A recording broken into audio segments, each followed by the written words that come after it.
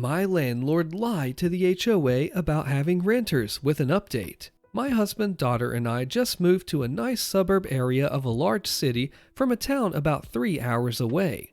We found our rental house on Zillow and fell in love with it.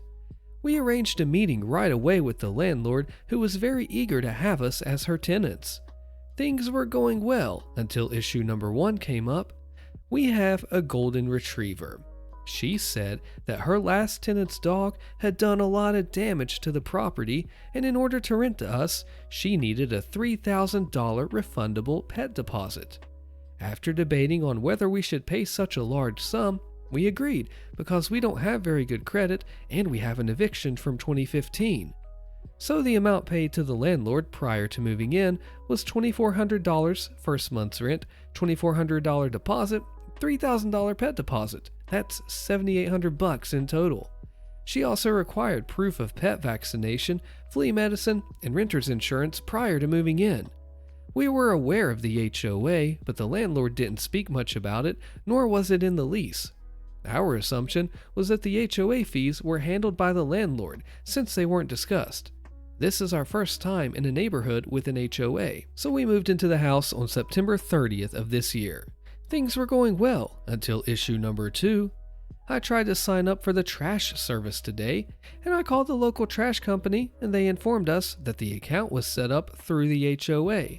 The trash company told me to call the HOA to set it up and gave me a phone number to call. I had questions about lawn care and where to pick up our mail anyway, so I called and left a message with the phone number provided where I stated my name, my new address, and the phone number, and then mentioned that I was a new tenant seeking information. The lady at the HOA immediately called our landlord after receiving my message and told her that the HOA prohibits renters and we need to leave immediately. The landlord attempted to lie and say that we are her roommates and that she told us to say the same if they call. That obviously isn't going to work, and we are expected to move out right away. We told the landlord that we would leave, but we would need a few days to pack up our stuff and find somewhere else to live. We also told her that we expect a full refund since our contract was signed under false pretenses of no fault of our own. She told us that if we do not move out in 48 hours, that she will be prorating our refund because she shouldn't be expected to pay our bills. My questions are, what options do we have as renters with a 12-month lease? How can we get our money back from the landlord? And can we report the landlord to the HOA for past renters as well and any future ones? Here's the update. We haven't spoken with our landlord since she agreed to give us our money back in full. But as someone mentioned, we will try to get that agreement in writing. We found another house already and we plan on moving into the new one tomorrow. We've taken pictures and videos of the house. Since we have only been in the house for 5 days, everything is in the exact same condition that it was when we moved in. Adventures in Condo HOAs, posted by GingerSnap9210. So, background info. I have just purchased my first piece of real estate, a condo of my very own. It is on the 3rd floor of a 4th floor building with a gorgeous lake view. Another important piece of info is that the previous owner apparently never cleaned. Like, ever. They were the only owner since the condo was built in 2004, and it was absolutely disgusting when I moved in. I'm talking layers of dried on food spills all over the kitchen, used acne patches stuck to the bathroom cabinets, and so on. Spent the first month bleaching the entire inside. And that, my friends, is when we arrive at our main story. As I noted, the gorgeous view was a huge selling point of this particular unit. It has a beautiful deck overlooking a great lake and a pool. However, it was covered in slimy green mold and algae. After I made the inside habitable, I wanted to get the deck in shape for the upcoming warm weather. I checked the rules documents and it said nothing about washing your deck, so I presumed, like at my previous rental condo, that a courtesy heads up to those below you was the MO. I head down to the 1st floor, I introduce myself to the neighbor 2 floors below, and I let her know that I'd like to power wash my deck. She tells me to go ahead and do whatever I need to do, just let her know when I settle on an exact day and time. Great! So I head upstairs to the 2nd floor. Enter neighbor Kelly. Kelly is a renter of 15 years, and before I can even finish my request, she just says, no, that's definitely not okay with me. I explain that my deck is growing things, and her response is just, "Well, decks get dirty, that's just how it goes." She's simply aghast that I would ask this inconvenience of her. She'd have to move her furniture, unless the office explicitly gives me permission that she is not on board. So, come Monday morning, I head right to the office. Apparently, Kelly is a known annoyance, and the property manager and HOA board president are apologetic. Luckily, the board is on meeting tonight, and they can draft a policy on deck washing. A week later, I get an email that Kelly has lobbied a member of the board, and as a result, power washing of decks is not allowed. Apparently, some neighbors dislike the sludge that drips down as a result. But good news, I can wash my deck the old-fashioned way with a scrub brush, garden hose, and soap. Cue malicious compliance. What would have taken 15 minutes of power washing turns into an entire day of scrubbing. I mix a homemade, eco-friendly deck wash that needs to be scrubbed on, left to sit for 15 minutes, and then rinsed off. Due to the level of grossness, it took many applications, and disgusting green suds are flying everywhere. Kelly is fuming. She did not realize that soap would be a part of the deal when I informed her of my new washing plans. I guess she thought she had successfully limited me to just a garden hose. She is very upset that there are suds on her windows and door. Threats of reporting me to the board ensue. Patio doors are slammed. Angry texts are sent. On my way to work Monday, I popped my head into the office. They had received complaints from Kelly and told her that I had permission for everything. I have not heard from her since. Good news and bad news updates from OP. Well, sadly for anyone hoping for continued Kelly drama, the whole thing was so frustrating I actually just ended up covering my deck in plastic IKEA deck tiles that can be mopped clean and washed in the tub and stored over the winter. I just didn't feel like having a fight every spring over this. Well, I take my spite in smaller doses. 2 groups of sparrows keep building their nest on poles on my deck, and they keep falling down.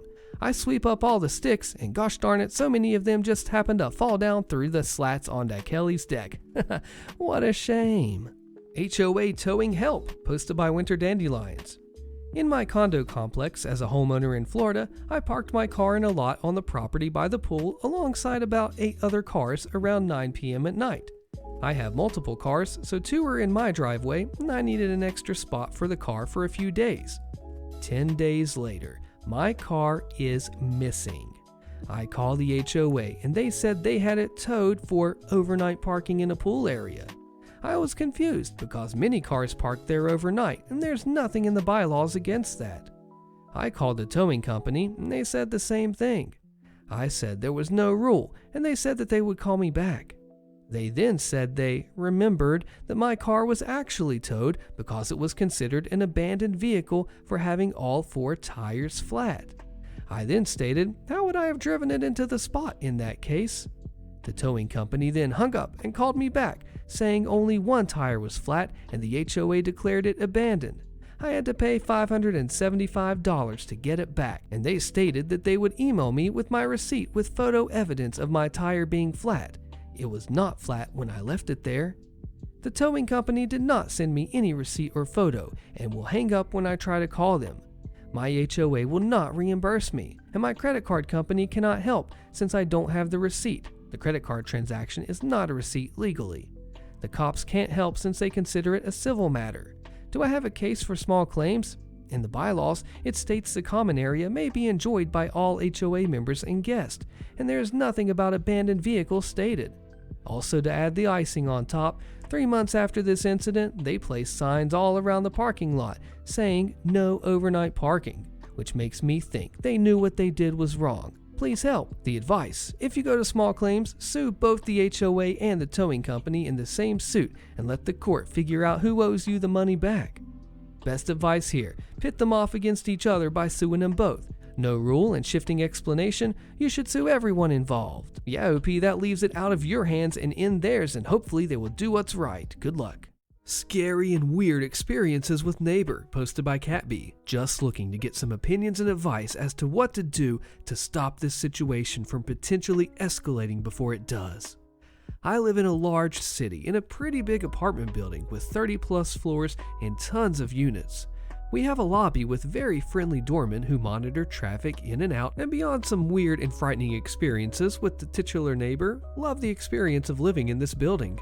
My boyfriend and I moved into our current apartment about 4 months ago, and pretty early on, I was alone waiting for the elevator one morning when I hear the very sound of one of the doors opening a little bit.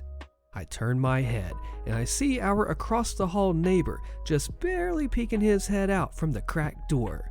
I assume he must have seen me see him because he ducked back in and immediately shut the door.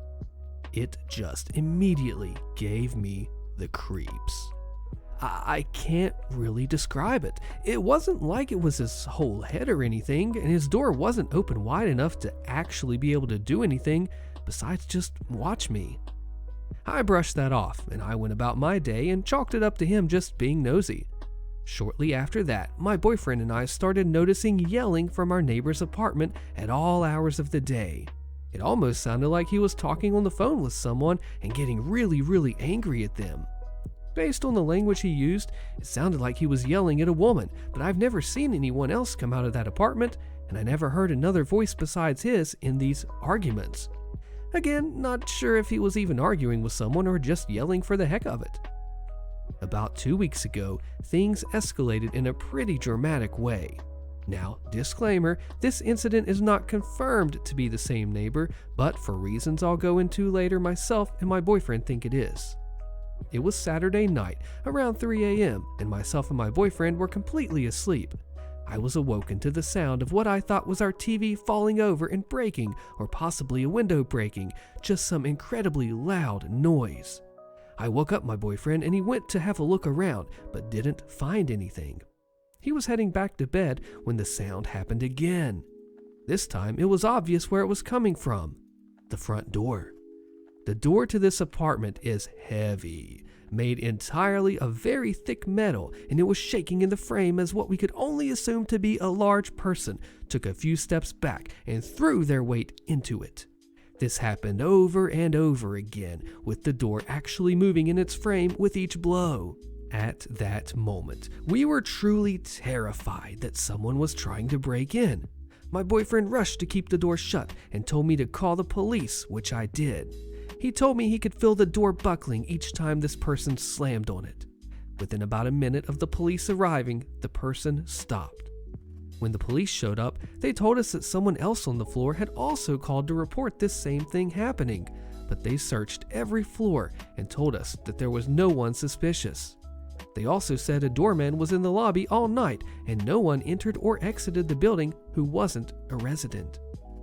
They left, and we were still very shaken up, so we sat in the living room for about an hour before trying to sleep again. During this time, we heard the neighbor go in and out of his apartment a couple times, bringing up a doorman once to tell him that his lock was broken. Seems weird to me to figure this out at 4 in the morning, but maybe it isn't.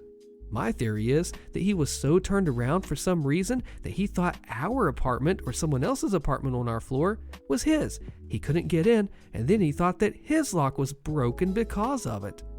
The next morning, we spoke to a doorman, and he all but confirmed this theory, though he did seem like he knew more than he was letting on and didn't want to single out this neighbor, rather letting us share what we knew first. He also told us to always call the desk before the police, which seems stupid to me given how aggressively this person was trying to get in. A couple of weeks go by without incident, and then yesterday, we were coming back home to find our neighbor charging his phone in the hallway near our door. No one else on the floor has ever done this, and there were no notices of electrical outages in the building. Generally, the property managers are very good about sharing information if any electrical outage or other building issue is taking place. My first thought is that his electrical is shut off, but I have no idea, and really, that's none of my business, just putting it in here in case it's relevant. The real update from yesterday is that he was, again, watching us as we waited for the elevator. I saw him before my boyfriend did, and he closed the door very quickly. The only difference between this time and last time is I heard him make a ton of noise trying to get the door open, only to peek his head out and watch. I'm just I'm just creeped out, and I don't like going into the hallways on my own anymore. I love this apartment otherwise, like I said, just need some advice. This commenter asked OP, are there any security cameras in the common areas? I can't imagine a building would have a doorman, but no cameras. And OP says, they told us there are no cameras in the hallway. My boyfriend was too focused on holding the door to get a good look through the peephole either, unfortunately. The cameras in the lobby showed no suspicious activity. Someone else says, my neighbor has an adult grandson who behaves oddly, and sometimes in frightening ways. He is schizophrenic. After trying to understand the condition, it seems the behavior does not mean they are violent human beings, but stuck in a personal heck in their mind. Maybe the doorman is aware? Just giving the possibility. But please always ensure your own safety. I agree with the commenters. Get a peephole camera and let the authorities know. This story has an update. It's called 99% likely that my mom stole $200,000 inheritance from me. I might have to contact a lawyer, but I still feel terrible, even though this is her own dang fault. Posted by Please Insert Disc 2. My dad died 10 years ago. My mom, for the longest time, has always wanted help. There was a time when I had 2 jobs, no car, and I was a full-time student, and I was going to get a haircut, and my mom approached me and said, really? You're supposed to be using that money to help me. She's claimed my dad ruined our credit. Last year, she claimed that dad borrowed $10,000 from my aunt, so she needs help with the money since she has to pay my aunt $10,000 back. I gave her $600 or $700 of my unemployment money, and later on, I find out that she's had her own dang unemployment money. A few weeks ago, though, she changed her story to, I have to pay back aunt $10,000 a year. At that point, I realized, okay, she's a liar, a huge one. So I go and I check the files cabinet in our house. And what do I find? A trust with like $600,000 in it, and a paper that states that I am a beneficiary of $200,000 of my dad's life insurance. I was supposed to receive that money 8 years ago when I turned 18. I called the insurance company, and they said that they received forms that I supposedly signed and sent in, and they sent out a check, and that they're going to see if it was cashed in or not. But let's be real, who submits forms to receive a check and hides it for 8 years? She obviously cashed it. Whether she placed it into a trust fund or not, I don't know.